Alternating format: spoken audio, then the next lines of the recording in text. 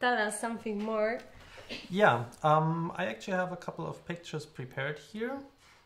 You should be able to see those in the stream here in Photoshop. So the first picture that's prepared here shows some shrimps, and this is a very typical Shrimps. Yeah, it's a very typical Looks good, shrimps and salmon. Yeah, but it shows a very typical thing that I've seen with the pictures of the S9 and S9 Plus. This is actually from the S9 Plus, and you can see there's a lot of nice and fine detail in here, such as the vegetables here, but it also on quite a lot of portions of the image it looks very soft, and we have the same picture here shot with the iPhone 10, and you can see that the detail, there's pepper on it, that's is not from the iPhone, but the iPhone add pepper on your it's the shrimps. pepper, You should know that. the pepper filter. So pepper aside, you can see that the entire image just looks sharper, and the colors are more natural, and you have a lot more different shades of colors in there, which just gives the entire picture more natural and more round. Yeah, I think also in our review we wrote that. So the colors in the picture that we shoot with the S9, S9 Plus, they look really vivid, but even too much. I mean, with your eyes, you will have a different perception of the same image, no? Yeah. And now that you show us also the picture that you took with the iPhone X, we can see the difference. Yeah, I have to say on the phone screen they look fantastic, but if you look at the pictures on a calibrated monitor, then it actually, the wow goes away a little bit, because they look very colorful, but not as rich as not natural. They look like plastic, like someone water painted them with just too little colors. For example, there's another picture. Fake. Yeah, there's another picture I have here, which looks very colorful. Yeah. It's a couple of bananas, a lemon, tomatoes, onions, and we can see the bananas and the lemon. They are basically the same color. It looks all very colorful, but in real life, the bananas and the lemon, they have very, very different types of yellow. Unfortunately, I didn't shoot a comparison picture with the iPhone 10, but I can just promise you the colors were very different in real life. We trust Yeah. you. The lemon was a lot more lemony, like a lot greener. And yeah, the bananas, they match roughly what they look like in reality. We have a question about from Luca. What do you think about it compared to iPhone X and Pixel 2? So it's what we were just talking about. Yeah. As you say, the picture that we took with the iPhone X, they look more real. Like, so especially talking about the colors at least. And also the details. Yeah. And I think even compared to the S8, the S9 took another step of getting less close to reality, and the HDR mode in my experience is a lot more aggressive now. Okay. So before with the S8, there's another picture where you can see here, this is shot with the... Can they see the picture as well? Yeah, they can see the picture. This is shot with the S8. It's a typical problem scenario for smartphones. And the S8, I think, does a pretty decent job. You can still have some details in the foreground. You can still see something from the background. But if we compare that to the picture of the S9, which has a very aggressive HDR mode, so it's a huge difference. Yeah, this is actually the biggest difference I've seen between the S8 and the S9. They have pretty similar image sensors, both 12 megapixels. They're very similar in surface area, but the biggest difference that I've seen between the two phones is actually the HDR mode. That's sometimes very, very aggressive in the S9. And to my liking, it's almost too strong. It almost looks comical. And that's also something that I get from the S9 a lot, that it looks comical and not as true to life as, for example, the iPhone 10. I can see, if you go back to the S8 picture, also the color of the grass. Yeah, I mean, the difference is quite huge. Yeah. You can see here is more like green, but yeah, kind of unrealistic. Yeah. Especially, I mean, if you shoot the picture, you know also what you had in front of you, so you can also better understand the difference between the reality and what the S9 camera is showing to us. And I think, I don't know, maybe this is my perception, or maybe it's a question also for you, but we saw also on the Mate 10 Pro with the artificial intelligence that is working with the camera. One of the details that Eric wrote in our review was that the pixels were really, really good, but at the same time, the color sometimes were less realistic. I mean, you could see what the camera, the software, was doing on the picture. So is this a kind of a trend that we are seeing in several phones, or now we saw it in the S9, maybe a bit in the Mate 10 Pro, but actually in phones like the Pixel or maybe in the iPhone is not a thing, not yet at least. Yeah, it's an interesting question also what people are going to do with the pictures afterwards, if they're applying a lot of Instagram filters or if they want to have super colorful, comically adjusted pictures with colors that are, for example, like have a strong teal orange look that is very popular in cinema, and they just like, if the camera manufacturer fine-tunes the camera in a way that you have super poppy, vibrant, colorful pictures that look great on most OLED screens, and for example on the OLED screens of the Samsung phones the pictures look fantastic, but as soon as you come to the moment where you put them on your computer or you print them, then they look too colorful and they look wrong. And Apple with the iPhone 10 and also the other iPhones, they stay very true with the pictures, and also all the Apple devices like the MacBooks, they have fantastic screens which are very true in regards to colors, and so you have another decision there to just keep the pictures more real to life, and Samsung has chosen the approach to make it more colorful, maybe also because, I mean, the iPhone 10 has an OLED screen as well, but especially on the OLED screens of the Samsung phones the pictures look stunning, but once you move beyond that, then I think it gets a bit problematic. So as you say, it depends also on the use that the users will do of the picture they are taking, basically. Yeah. If it's just to keep them on the phone and check them time to time and share it with other friends maybe, or in, I don't know, Instagram and Facebook. But wait, we have a question. Is it worth upgrading from Galaxy S8 from the camera point of view, at least? What do you think? I think we looked at the picture before with the HDR mode, and to me, the difference in the HDR mode was the largest difference. In regards to night shots, where Samsung claimed they reimagined everything and they have like a huge aperture, I think we're going to come to that in a bit.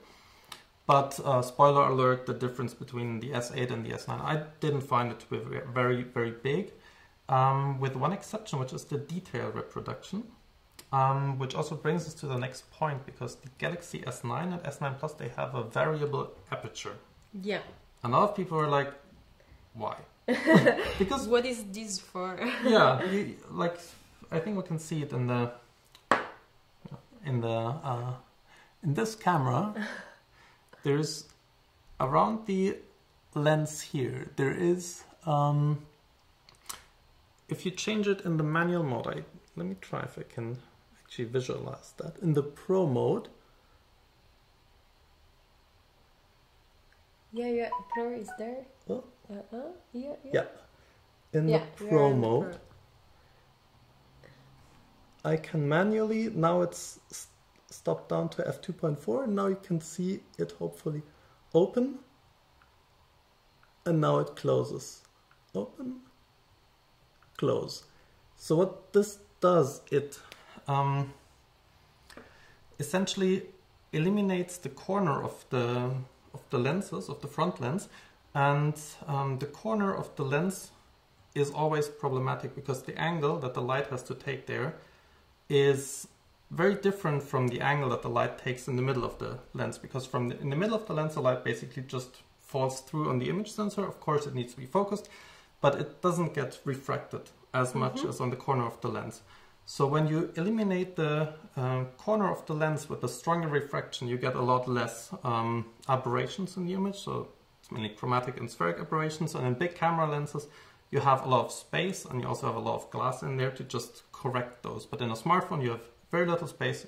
And also with the aggressive pricing and cost calculations, you don't have the budget to just put a lot of aspherical lens elements there and the space on the phone. A small device also, yeah. The size is one of the limit, I guess. So actually it's a very interesting solution that Samsung decided to put a variable aperture in there, because in bright daylight scenarios, you can just stop the lens down, and then you have an aperture of f2.4, eliminate the problematic corners of the lens element, and when it gets dark and you have to open up the ISO, or you choose higher ISO values which introduce more noise, you can buy back a little bit, or like eliminate a little bit of noise by opening the outer areas of the lens, and then by using the outer areas of the lens you lose less image quality than you gain with being able to use lower ISOs, because you get a less sensitivity on the sensor. So there's this corner area, and Samsung does the step at around 100 lux, which is the typical lighting recommendation for public buildings in staircases. And yeah, so if you're in a public building in a staircase, the lighting you have there is roughly 100 lux, and if you take a picture there with your cell phone, then you're gonna notice it looks noisy, it doesn't look as great as during daylight. And this is where Samsung decides to open the lens, and then I say we can buy back a little bit with risking some optical aberrations, unsharpness, but you don't have that much noise. And what that actually does, we have another picture that we can show. Yeah. So what you can see here now is a picture, and it's with f1.5 in daylight. So this is with the lens completely open, and I hope that you will be able to see it in the stream.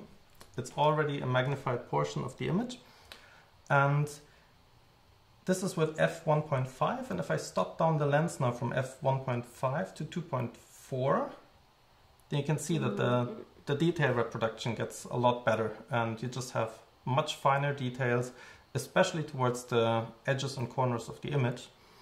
And yeah, so, but that loss in detail manages, or Samsung with that loss of detail manages to eliminate some of the noise and critical light conditions. So you think that this one is anyway a useful feature for the users?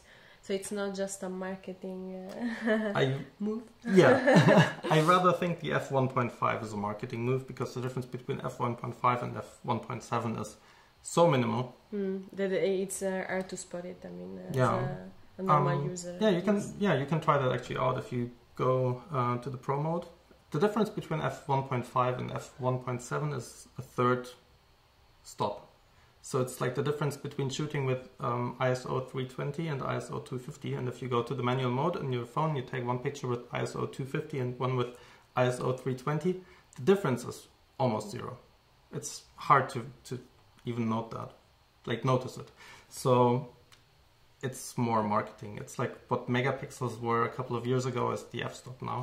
Yeah, I mean, we also have to kind of understand that, I think, because I know that like as journalists and so on, sometimes we like to complain about the new feature that maybe they are not so great as they are at least sold.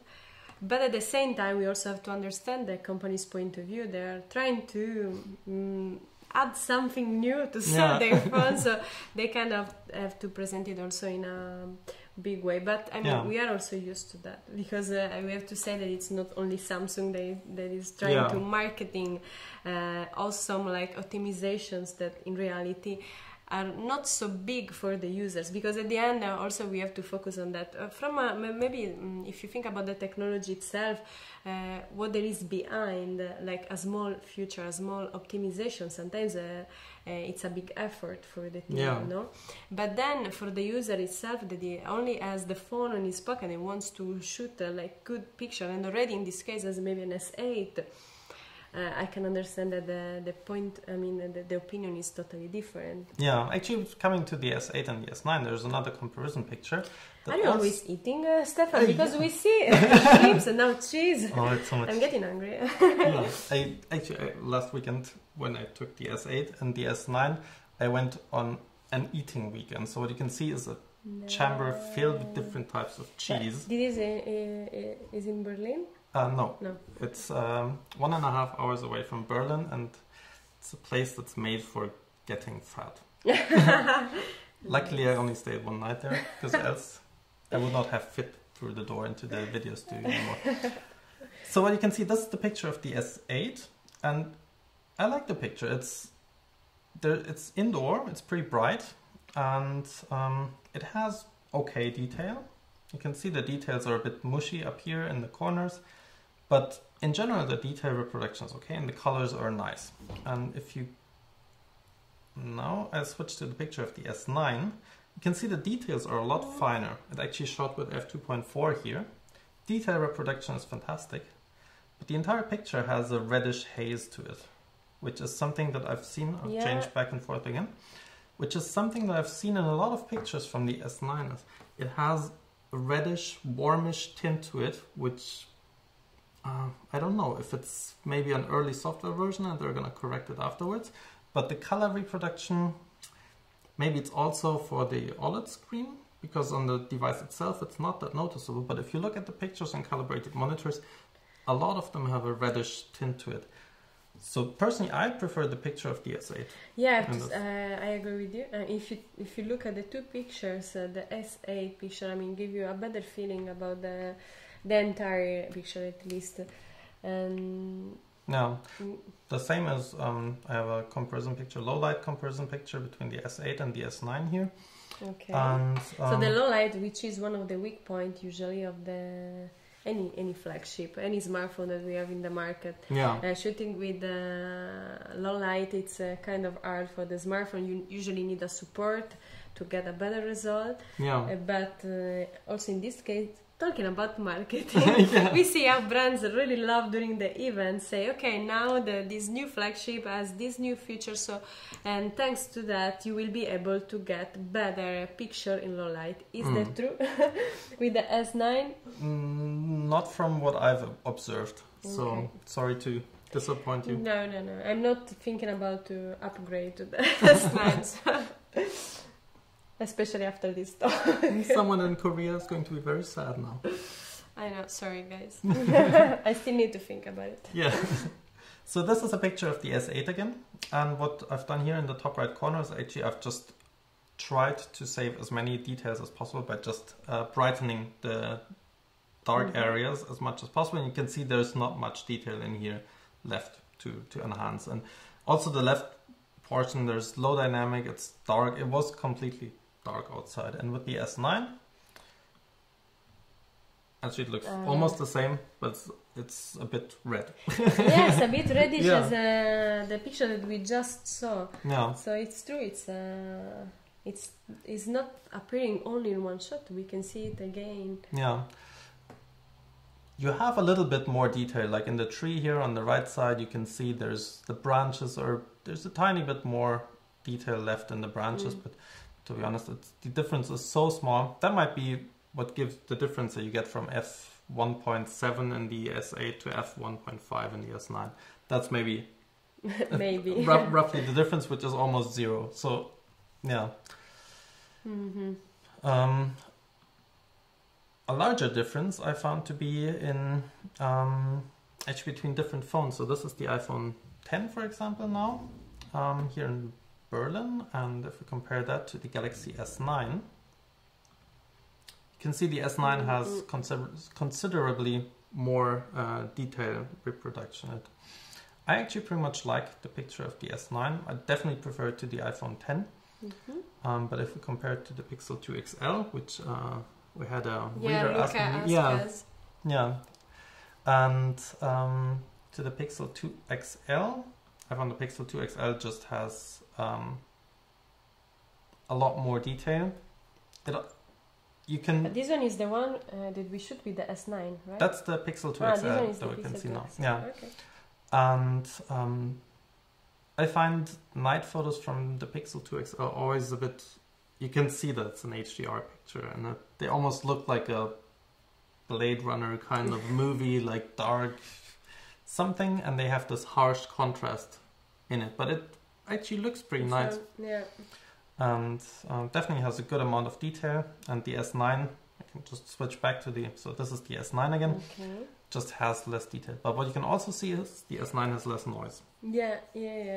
So. I have to say that they are both pretty nice. In this case, I prefer the one with the S9. Yeah. So maybe, guys, I'm going to change my mind. Yeah. Yeah. So I don't know. What would you say? I mean, to upgrade from the S8 to the S9 is not something that maybe you would suggest. No, not for the camera. It's not the camera reimagined. As f1.5 is not enough for that, and I also don't believe that the 960 FPS slow motion feature is enough for that.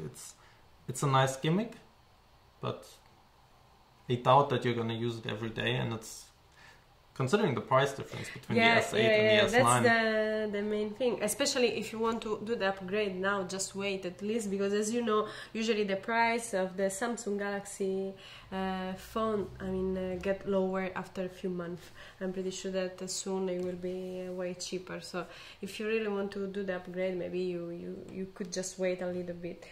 Or maybe just wait for the next big Galaxy S. Yeah. Or the other phones that they are coming in the next month. We know that we have the Huawei P20, P20 Pro.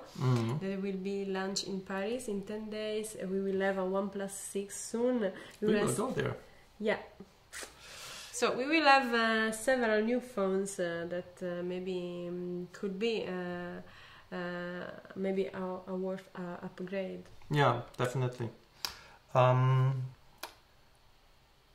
more thing that I would like to show is because we haven't spoken about food. We have a cat. Yeah. Did you eat? Can't you see?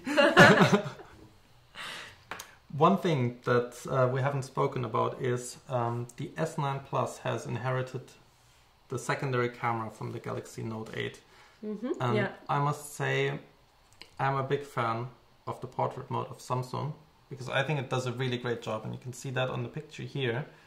It's just the bokeh, it's not perfect. If you zoom in super close, you will be able to see some imperfections here at the fur of the cat. But in my opinion, for Facebook and so on, it's good enough. And in that case, I also really like the poppy colors, the intense colors, and it just gives really nice portraits. I haven't seen any portraits from the S9 Plus with an overly reddish skin tone. So okay. The ones that I've seen, they were really nice, and I also really like this the picture from this cat. And the poor cat that is not here anymore. Yeah. Okay. So yeah, I think that it was a really interesting overview about the camera S9, the real performance at least, because yes, you know, on the paper we have a lot of numbers and new names of features that actually are already available maybe in the market on other phones, or even in the same phone in the previous generation, but with a small optimization.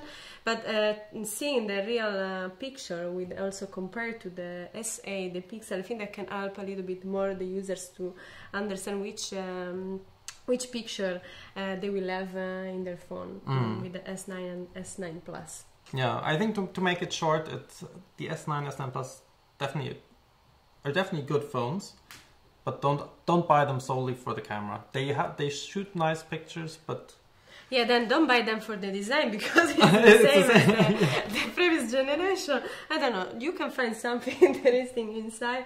No, but it's true, they are really good phones for sure. Of course, they are also expensive, so before to buy a phone like that, you just have to think about what are you looking for, what are you going to do with the phone, or it's just you are a fan of the brand, so you just want the latest flagship of Samsung, or you are looking for a specific feature, I don't know. Also, we were talking before about the super slow motion, and as we said, is available also on the Sony phone, the XZ Premium, but the software is different. So on Samsung it's easier to play with it, for example. Yeah. So it depends on also if you like to play a bit more with the manual settings, and if you like to spend more time also in the settings, or you are more looking for a camera that give you really great picture, just tapping on the screen and that's it, without spending too much time on it. It depends on you. Yeah, but I think if you just want to have no fuss pictures, it's still the Pixel. or Pixel 2 XL and the iPhone 10. Okay. I think, yeah. Well, then thank you guys for watching us. If you have any question, just feel free to leave a comment in our article. So just remember to check out androidpit.com. Yeah. Put a like on our video if you like it. If not, let's see if next week we will be able to do better. Yeah. With a new topic. If there's something you didn't like, then let us know what it was, what we could do better, because we're doing this for you. Yeah. So, yeah, and I think next week we'll also have our extensive camera review published of the Galaxy S9, S9 Plus, where you can see all of the pictures that we showed today and more. So, yeah, make sure to check by androidpit.com and have a nice weekend. Enjoy your weekend. Yeah. Bye. Bye.